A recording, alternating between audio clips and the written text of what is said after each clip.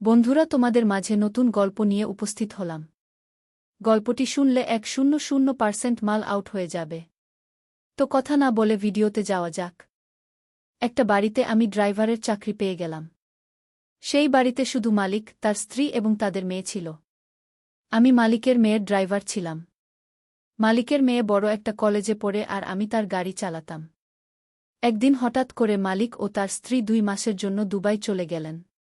বাড়িতে এখন শুধু ওনার মেয়ে আর আমি একা আছি।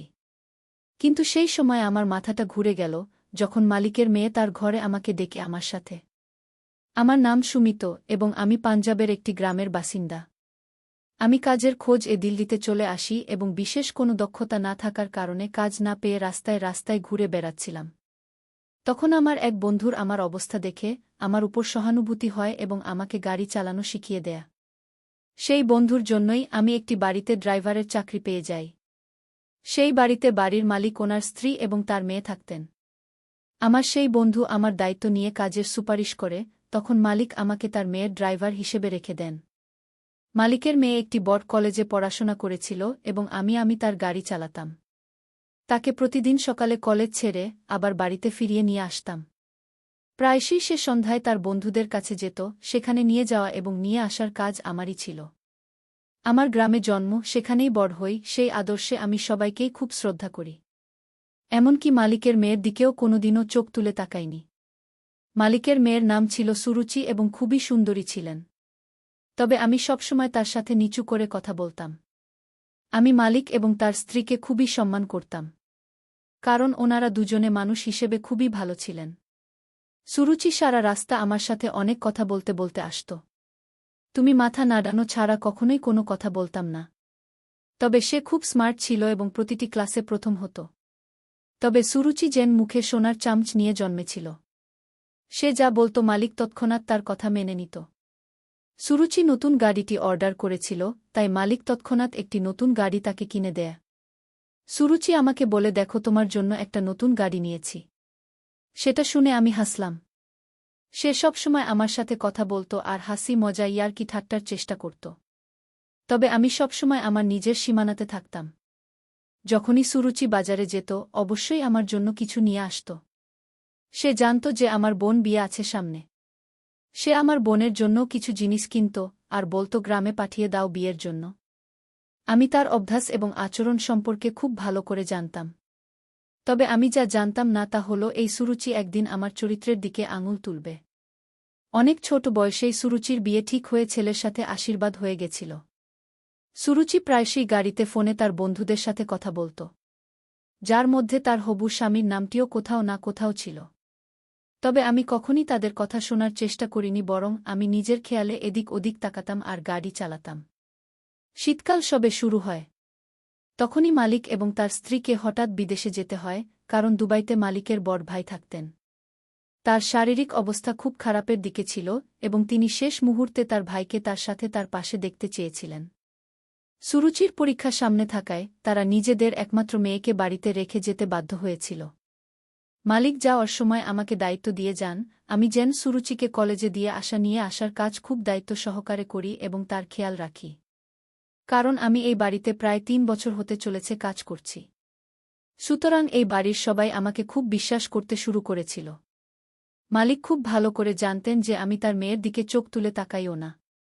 মালিক ও তার স্ত্রী 2 মাসের জন্য দুবাইতে চলে গেলেন এবং আমি সমস্ত আন্তরিকতার সাথে আমার দায়িত্ব পালন করতে শুরু করি। কিছুদিন পরে আমার ছোট বোনের বিয়ে ছিল এবং সেই কারণেই আমার ভীষণ অর্থের প্রয়োজন ছিল। আমি সুরুচিকে কলেজে ছেড়ে কাছাকাছি একটি মেকানিকের দোকানে যেতাম এবং সেখানে বসে কাজ শিখতাম, যাতে আমি এই কাজটি অবসর সময়েও করতে পারি। রোজ 8টায় মালিকের বাড়ি থেকে ছুটি হয়ে যেত, তাই আমি চাইতাম পরের সময়টুকু যাতে আমি দোকানে বসে কাজ করতে পারি, যাতে তাড়াতাড়ি কিছু টাকা সঞ্চয় করে বোনের বিয়ের জন্য গ্রামে পাঠাতে পারি। যতদিন মালিক উপস্থিত ছিলেন না, আমার তাড়াতাড়ি কাজ শেষ হয়ে যেত ছুটি, কারণ সুরুচি বেশিরভাগ সময় বাড়িতেই থাকত। এমনভাবে দেখতে দেখতে মাস কেটে গেল এবং মালিকের বড় ভাই মারা গেলেন। সেই রাতে সুরুচি আমাকে একটা কল করে আর বলে যে তার শরীর ঠিক নেই, আমি যেন তাদের বাড়ি এখনই যাই। হয়তো তাদের ডাক্তারের কাছে যেতে হতে পারে। আমি ওর কথা শুনে চিন্তায় পড়ে গেলাম এত রাতে আমার বাড়ির ভিতরে যাওয়াটা ঠিক হবে কিনা ভেবে। তবে অসুস্থতার সময় আমি সুরুচিকে একা ছেড়ে দিতে পারি না। সে তার জেঠুর মৃত্যুর খবরে ভীষণভাবে দুঃখে মর্মাহত ছিল। আমি সারা রাত ওর সাথে থেকে ওর দেখাশোনা করি। সকালের দিকে ওর শরীর কিছুটা ঠিক আছে বলে অনুভব করে, তারপর আমি আমার কোয়ার্টারে ফিরে আসলাম। সময় দ্রুত গতিতে কেটে যাচ্ছে, কিন্তু সুরুচি স্বাস্থ্য সেদিন থেকেই আর সেইভাবে ঠিক হচ্ছে না। ও তারপর থেকে কেমন যেন ভীষণ উদাসীনভাবে জীবনযাপন শুরু করেছিলেন। আমি ভেবেছিলাম মা বাবার থেকে এতদিন ধরে দূরে থাকায় ওর মন ভীষণ ভারাক্রান্ত হয়ে উঠেছে। তবে আমি কি জানতাম সত্যি ব্যাপারটা কি ছিল? মালিক 1 মাস তার দাদার ছেলে মেয়েদের সাথে থাকে এবং পুরো 2 মাস পরে তারা দুজনেই বাড়ি ফিরে আসেন। আমি তাদের দেখে খুব খুশি হয়েছিলাম। কিন্তু ঠিক সেই সময় যেন আমার পায়ের তলা থেকে মাটি সরে গেল। মালিক যখন পাশে পড়ে থাকা লাঠিটা তুলে আমাকে বাজেভাবে মারতে শুরু করলেন আর ভীষণ খারাপ ভাষায় গালিগালাজ করেন। আমি বুঝে উঠতে পারছিলাম না যে আমি কি এমন ভুল করেছি যে মালিকরা এত রেগে আছেন। তিনি আমার কথা শুনতে বিন্দুমাত্র রাজি ছিলেন না। তারপর যখন পুরো ব্যাপারটা জানতে পারি, আমি হতভম্ব হয়ে যাই। সুরুচি আমাকে এই অপবাদ দিয়েছিল যে আমি তার সাথে জোর করে তার সম্মানহানি করেছি, আর সেই কারণে এখন সে যা হতে চলেছে। আর এই কথাটা সে ভয় তার মা বাবাকে ফোন করে বলেনি, যাতে আমি অন্য কোনোভাবে তার আর ক্ষতি না করি। আমি আশ্চর্যজনকভাবে সুরুচিকে দেখেছি সে কিভাবে একটার পর একটা মিথ্যা কথা বলে যাচ্ছে। আমি তো সুরুচিকে খুব সিধে সাদা মনে করেছিলাম, কিন্তু সে তো আমারই চরিত্রের দিকে আঙ্গুল তুলেছিল। মালিকরা আমার কোনো কথা শুনতেই রাজি ছিলেন না, আর সুরুচিও তার মিথ্যা নিতে রাজি ছিল না। সে বলছিল যেদিন তার জেঠু মারা যায় সেদিন ওর শরীর ঠিক ছিল না, তাই সে আমাকে তার ঘরে ডেকেছিল। সুরুচি অনুভব করেছিল যে সম্ভবত তার একজন ডাক্তারের কাছে যাওয়ার দরকার ছিল। তবে হাসপাতালে নেওয়ার পরিবর্তে আমি তাদের সাথে ভুল কাজ করছিলাম। মালিক পুলিশকে ফোন করে আমাকে জেলে পাঠানোর সিদ্ধান্ত নিয়েছিলেন। তবে সুরুচি ওনাকে আটকে দেয়। সুরুচি তার বাবাকে বলে যে এর মাঝে পুলিশের খবরদারিতে তার সম্মান নষ্ট হবে। সুরচির বাবা আমাকে কাজ থেকে বরখাস্ত করেছিলেন। এই জন্য আমি ভীষণভাবে ভেঙে পড়েছিলাম। সেই সময় আমার কাছে কোনো কাজ ছিল না, তোমার এত তাড়াতাড়ি অন্য কোনো কাজ ও খুঁজে পাওয়া খুব মুশকিল ছিল। তার মধ্যে আমার বোনের বিয়েও সামনে এসে গেছিল। আমি মালিকের দেওয়া কোয়ার্টারেই থাকতাম, আর এখন আমার মাথা গোজার মতো কোনো ঠাঁই ছিল না। সুতরাং আমি আবার মালিকের বাড়িতে আসতে বাধ্য হয়েছিলাম এবং তাকে আমার নির্দোষতা সম্পর্কে বোঝাতে চেয়েছিলাম। তবে মালিক আমার সামনে এমন একটি শর্ত রেখেছিলেন যে আমি হতবাক হয়ে যাই। মালিক আমাকে বলেছিলেন যে আমায় কয়েক মাসের জন্য সুরুচিকে বিয়ে করতে হবে। যখন সন্তানটির জন্ম হয়ে যাবে তারপর তুমি ওকে বাড়িতে রেখে চলে যেও। আমরা বাচ্চাটিকে নষ্ট করার অনেক চেষ্টা করেছি, তবে সমস্ত চিকিৎসকই বলেছেন এটি করলে সুরুচির মৃত্যু পর্যন্ত হতে পারে এবং আমি আমার একমাত্র মেয়েকে হারাতে চাই না। সুরুচির হবু স্বামী ও তাকে ছেড়ে চলে গেছে এবং সমাজে আমাদের আরও বদনাম হওয়ার আগে সুরুচিকে তোমার সাথে বিয়ে দেব, আর তুমি ওকে তোমার সাথে তোমাদের গ্রামে নিয়ে যেও। বাচ্চাটির জন্ম দেওয়ার পরে আমরা সুরুচিকে ফিরিয়ে নিয়ে আসব। আমি জানতাম যে এই শিশুটি আমার নয় এবং সুরুচি মিথ্যা বলছে। তবে তা সত্ত্বেও আমি রাজি হয়ে গেছিলাম, কারণ আমার বোনের বিয়ের জন্য আমার অর্থের দরকার ছিল। কেবল মালিকরা আমাকে এত টাকা দিতে পারেন। সে কারণেই আমি সুরুচিকে বিয়ে করতে রাজি হয়েছি, তারপর ওর সাথে বিয়ে করে ওকে গ্রামে নিয়ে আসি। সুরুচি খুব চুপচাপ ছিল। আমিও ওর সাথে সারা রাস্তা কোনো কথা বলিনি। গ্রামে আমার মা এবং পরিবারের অন্য সব সদস্যরা সুরুচি দেখে অবাক হয়ে গেছিল। যখন আমি আমার মাকে বললাম আমি বিয়ে করেছি, আমার মাও অবাক হয়ে বলল, এত বড় কথা তুই আমাকে আগে বলিসনি। তোর বিয়ে দেওয়া নিয়ে আমি কত স্বপ্ন দেখেছিলাম। যদিও বা তারপর আমার মা সুরুচি দেখে খুশি হয়ে গেছিল। সুরুচি ভীষণ সুন্দর ছিল। এইরকম সুন্দরী ও যুবতী পুত্রবধূ দেখে আমার মায়ের সমস্ত অভিযোগ মিটে যায় এবং সে সুরচিকে আমার ঘরে নিয়ে যায় আর গ্রামের মহিলাদের মতো ওকে সজ্জিত করে। আমি বোনের বিয়ের সাজ সরঞ্জাম শুরু করি এবং আমি যখন রাতে ঘরে আসি দেখি সুরুচি নতুন কনের সাজে আমার বিছানার এক কোণায় বসে আছে। আমি তাকে দেখতে থাকি। সে যেন স্বর্গের অপ্সরার মতন দেখতে লাগছিল। প্রথম দেখাতেই যেন আমি আমার স্ত্রীর প্রতি মন হারিয়ে ফেলেছিলাম। কিন্তু আমি কিভাবে ভুলে যেতে পারি যে আমার স্ত্রী কিভাবে আমার চরিত্রে কালি মাখিয়েছিল। আমি যখন তার কাছে গিয়ে বিছানায় বসেছিলাম তখন সে ভয়ে কঁপিতে শুরু করে। ও খুব ভালো করে জানত কিভাবে আমাদের বিয়েটা হয়েছিল। আমি ওকে কিছু বলতাম তার আগেই সুরুচি কাঁদতে কাঁদতে আমার পায়ের কাছে এসে বসে পড়ে। ওর চোখের জল যেন আমার মনকে ছিনি বিচ্ছিন্ন করে দিয়েছিল। কারণ আমি ওকে সব সময় হাসি খুশি ও মিশুকে দেখে এসেছি। সুরুচি কাঁদতে কাঁদতে বলতে লাগল, ও আমার চরিত্রে যে দাগ লাগিয়েছে তার জন্য খুবই লজ্জিত, আর ও নিজের ভুলও খুব ভালো করে বুঝতে পেরেছে। কিন্তু এই সব ও আমাকে বদনাম করার জন্য করেনি, বরং ভীষণভাবে বাধ্য হয়ে করেছে। আমি রাগ আর বিরক্তির সাথে ওর দিকে তাকাই আর বলি, তুমি যতই বাধ্য হয়ে করে থাকো না কেন, তোমার এই মিথ্যে কথাতে আমার মান সম্মান আর এক বিন্দু রইল না। তুমি দোষ করেও বেমালুম ঘুরে বেড়াচ্ছ, আর আমি কিছু না করেও আমার মালিকের চোখে ছোট হয়ে গেলাম। তোমার এইসব মিথ্যেচারের জন্য আমি চেয়েও কোনোদিনও তোমাকে ক্ষমা করতে পারব না। কিন্তু আমি এতটাও নীচ নই যে আমার বাড়িতে আসা কোনো মহিলার সাথে আমি কোনো রকম অসভ্যতা করব। তাই তুমি এই ঘরে নির্দ্বিধায় থাকো, তোমার কোনো জিনিসের কোনো রকম অসুবিধা হবে না। আর যখন তুমি তোমার বাবার সাথে এখান থেকে যাবে তখন তুমি পুরোপুরি মুক্ত। আমি নিজেই তোমাকে তোমার সন্তানের সাথে বাড়িতে পৌঁছে দিয়ে আসব। আমি সুরুচিকে আমার পায়ের কাছ থেকে তুলে বিছানায় বসিয়ে ঘর থেকে বাইরে যেতে লাগলাম। কিন্তু ঠিক তখনই সুরুচির কথাতে আমার পা থেমে গেল। ও বলল যে আমি এমন কোনো অপরাধ করিনি যার জন্য আমাকে এখানে এভাবে অপেক্ষা করতে হবে। না, আমি তোমাকে তোমার মালিকের চোখে ছোট করেছে, বরং তোমার মালিক তোমাকে খুব ভালোবাসেন, আর উনি তোমার উপর সবথেকে বেশি ভরসা করেন। এই জন্য তোমার মালিক তার জীবনের সবথেকে মূল্যবান সম্পত্তি তোমাকে দিয়ে দিয়েছেন। আর উনি আমাকে বলেছেন আমি বিয়ের পর তোমাকে যেন সব সত্যিটা বলে দিই। সুরুচির কথায় আমি অবাক হয়ে গেলাম। আমি সুরুচির দিকে ফিরে তাকালাম, প্রথমবার ওর চোখে চোখ রেখে অনুভব করলাম এই অষ্টাদশী মেয়েটি কি নিষ্পাপ। না জানি কি অবস্থার শিকার ও। সুরুচি বলতে শুরু করল, ও আসলে গর্ভবতী নয়, বরং সুরুচির বাবা ওর জীবন বাঁচাতে আমাকে মিথ্যে বলতে বাধ্য হয়েছিলেন। সুরুচি আমার কাছে এগিয়ে এসে আমার হাত ধরে বিছানায় নিয়ে গিয়ে বসাল। সুরুচি খুব শান্তভাবে সব বলতে লাগল আর আমি চুপ করে শুনতে লাগলাম। ও আরও বলল, ওর বাবার তার এক বন্ধুর ছেলে দীপিকের সাথে খুব ছোটবেলায় ওর বিয়ে ঠিক করে রেখেছিলেন। যেহেতু ওই ছেলে দীপিকের সাথে খুব ছোটবেলায় ওর বিয়ে ঠিক করে রেখেছিলেন, যেহেতু ওই বন্ধু ও তার স্ত্রী খুবই ভালো মানুষ ছিলেন, তাই সুরুচির বাবা এই সম্বন্ধে আপত্তি করেননি। এরপর সুরুচির সাথে দীপকের বাগদান হয়ে যায়। কিন্তু সময় গড়াতেই সুরুচির বাবা তার ভুল বুঝতে পারেন। কারণ দীপক বাবা মায়ের একমাত্র সন্তান হওয়ায় অতিরিক্ত আদরে বখাটে হয়ে গিয়েছিল। দীপকের কাছে না অর্থের কোনো মূল্য ছিল, না ছিল তাকে বাধা দেওয়ার কোনো শুভাকাঙ্ক্ষী।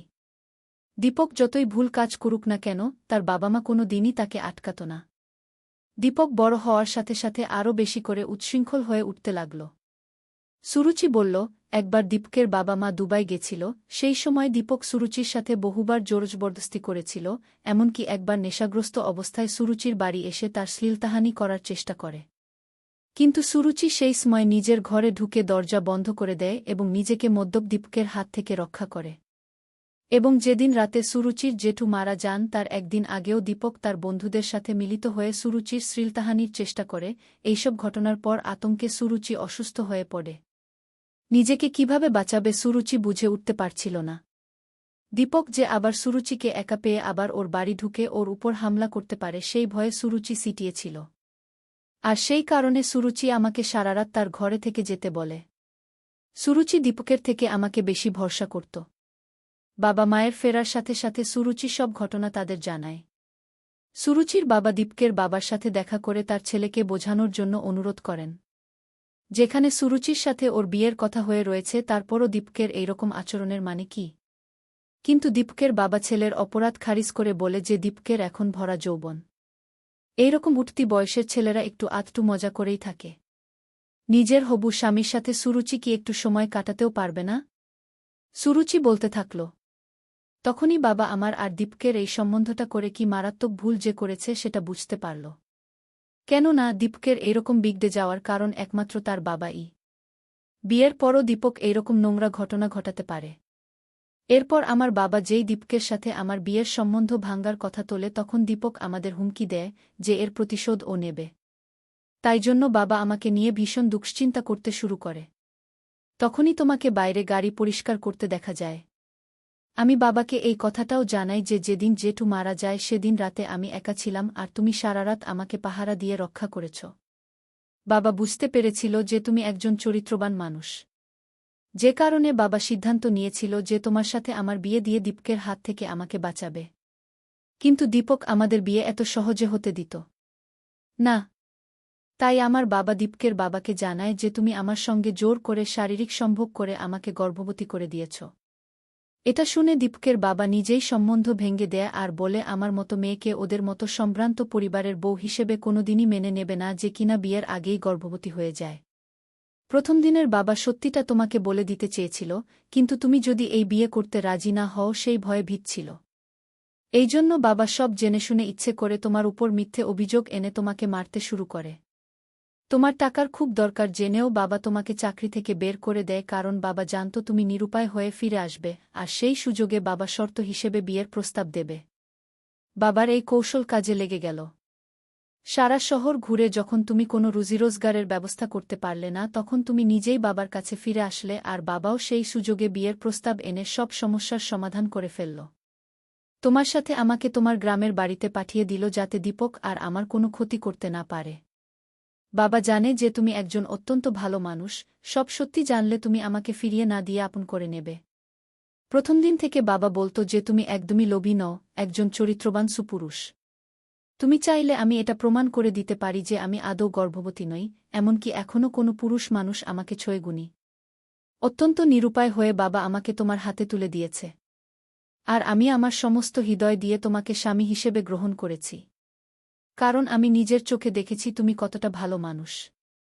যদি পারো তো আমাকে আর আমার বাবাকে এই একটা মিথ্যে বলার জন্য ক্ষমা করে দাও।